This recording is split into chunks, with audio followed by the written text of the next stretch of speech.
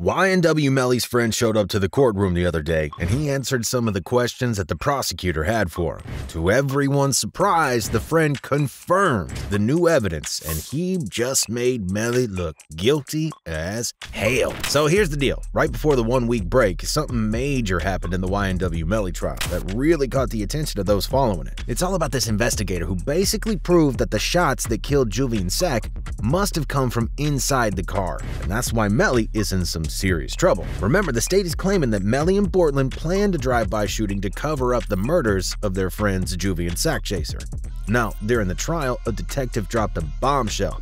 He recreated the whole scene for the jury and concluded that the fatal shots actually came from inside the car, not outside. According to the detective, Juvie was shot in the head at close range from the left side while he was facing forward. They went into all the nitty-gritty details about the entrance wound and bullet angles. It's pretty convincing stuff, I must say. The jury had already seen surveillance footage that showed Melly sitting in the back left seat of the Jeep, with Juvie in the front and Sack Chaser in the back right seat. And the medical examiners confirmed that both victims were shot in the head from the left side. So it's all starting to make sense, you know? However, it's not the end of the world for Melly just yet. He's had a couple of small victories too. Prosecution made a mistake and didn't reveal the second forensics report, which is a big ol' no-no. So that evidence got left out of the trial. It's like a little win for Melly, you feel me? But let's not forget, if he's found guilty, he's looking at a lifetime behind bars without parole, or maybe even the death penalty. Was Melly wearing the same clothes or different clothes than when you saw him at the studio? It was a new day. Nah, he wasn't. Nah, he wasn't. You guys wasn't wearing the same clothes. Okay. Do you recall what he was wearing? Just had on some shorts. So people, you all know that the trial ain't over yet, and it'll most likely last for another whole month. The YNW Melly murder case is back in action after a week off, and guess what? One of Melly's buddies spilled some beans about what went down at the studio on that fateful night. This dude, Trevon Glass, who used to make beats for one of the victims, YNW Sack Chaser, dropped some interesting info. First, he made it very clear that he didn't smoke before the hearing, even though he wished he did. Interesting, right? Did you smoke before you came here today? I did not. Oh. I have nothing. Thank you. I should have. Anyway, he mentioned that they had booked the studio for a marathon 12-hour recording session, but they couldn't stay the whole time because, you know, they were all getting tired and sleepy. And if you remember, they left the studio super late that night. Now, you already know the deal with Melly. He's accused of shooting his childhood friends Sack Chaser and Juvie as a part of some drive-by cover-up. It all went down after they spent some time at the recording studio in Fort Lauderdale back in 2018. Those guys were part of Melly's crew, the YNW gang. Now, Trevon Glass saw in the studio surveillance tapes that Melly and another rapper, Fredo Bang, got into a Jeep Compass and a red Mitsubishi. The prosecutors wanted Fredo to testify too, but he made it very clear a while back that he ain't gonna show up to talk at all. After leaving the studio, the producer and his crew went to Melly's place and then ended up at Fredo's crib to mourn their friends. The producer noticed that Melly had changed his clothes since the recording session earlier that night, but when they asked him about what went down at Fredo's place, he stayed quiet, saying he was too caught up in grief. But what does all this testimony suggest? Well, it's suggesting that it's pretty damn suspicious, man. Why the hell would both the defendants change their clothes and waste 40 minutes cruising around instead of going straight to the hospital to check on their injured friends if they had nothing to do with the crime? That ain't the behavior of innocent folks, man. It's like they're trying to cover their tracks and hide something. Something pretty fishy's going on here. Some comments online wrote all kinds of things about it, and the fact that they talked openly in front of court about things that he would have been better off keeping to himself. If he thinks he's helping his buddy, he is wrong. All he's doing is irritating the jury by his smugness, posturing, the rolling eyes. It's just all very disrespectful of the court's time. This guy's answering questions like he's the one on trial and being defensive for no reason. There was also some discussion about the location of the phones and the distance from where the casings were found. The prosecutor brought in a guy called Mark Moretti, and he was the detective from Miramar who was assigned to this case. As before, the prosecution still wants to find a way to tie the phone to Melly and to the car in which the crime was allegedly committed. This time around, they got some more dirt to throw on Melly. That's why they're trying hard to get an as accurate estimate as possible when it comes to the location. But their method is based on phone tower records, and given that the location is only approximate, the defense might try to question the accuracy of that info, like they did before. The guy who's got the sauce and first-hand info on this case, Bryson Paul, told us on Twitter about these details. First, he said, #YNW Melly trial.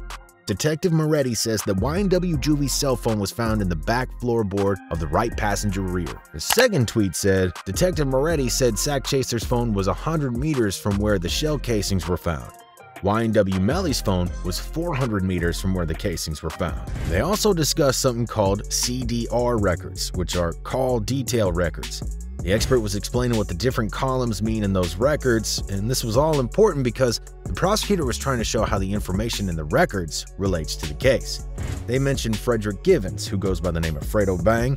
Well, they're talking about him because he was in contact with Melly shortly before and after things went down with Juvie and Sack. That's because there's a connection between Melly and Fredo Bang's house and phones. Melly went to his house on the morning of the murders, and that's what Sack's producer, Glass, confirmed too. Miramar, Florida 33029. I'm on my way right now, blood. Prosecutor also brought up Western Union and a receipt with Melly's phone number and name on it. That was yet another way to point that the phone was in fact Melly's and not someone else's. Then the prosecutor and Detective Moretti went through various data points on the phone, but it's hard to understand the context if you're the jury. They just mentioned a lot of details that do not seem entirely related to the point that the prosecutor was trying to make at all. But then came the interesting part. That's when they decided to bring up messages between Melly and Fredo Bang.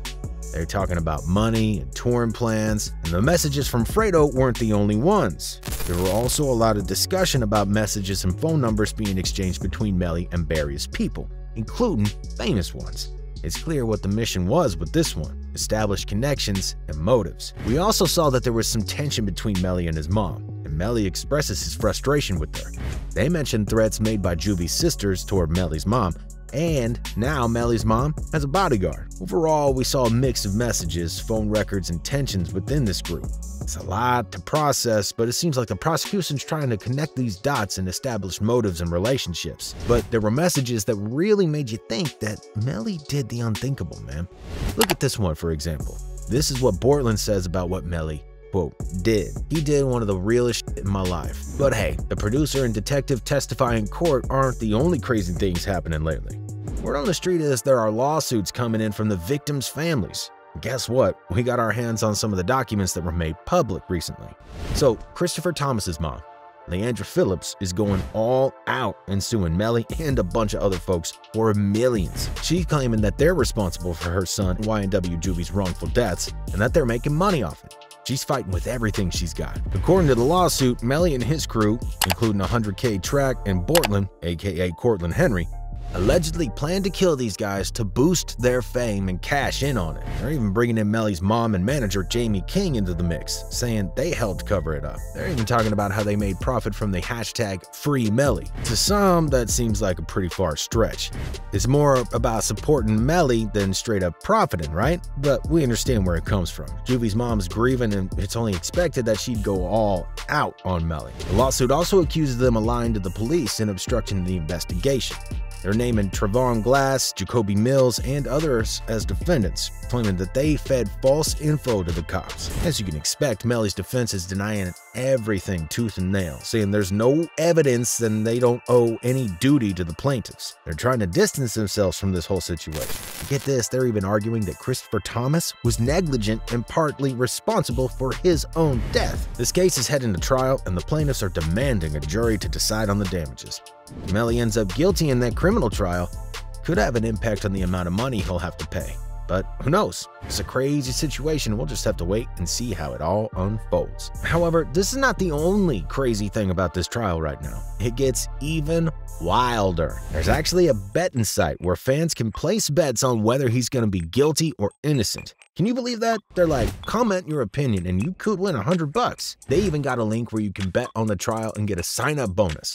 That's some wild stuff, man, and they don't really care about Melly at all. Fans are going nuts over this. Some are like, everyone knows he's guilty, they just want him free, with a laughing emoji. Others are straight up confused, saying, how the hell are they putting odds on his freedom? And then someone else was like, why are we even debating this? He literally made a song confessing to it, talking about that track, Murder on My Mind. The trial itself is a whole damn roller coaster. Melly had the audacity to blow a kiss to people in the gallery, and his friend's mom called it disrespectful. The drama's even taking a toll on Melly's mom, man. She had a damn heart attack and quit social media. She's done with all the craziness and stress. But what y'all think about this recent development? And do you think Melly's chances are tight? Let us know what you think about it down in the comments section below. Thanks so much for watching to the very end. If you like this video, be sure to click that like button, comment, and subscribe to our channel. Tell a friend or two. And before you go, gotta remember, man, keep it RIZZLE.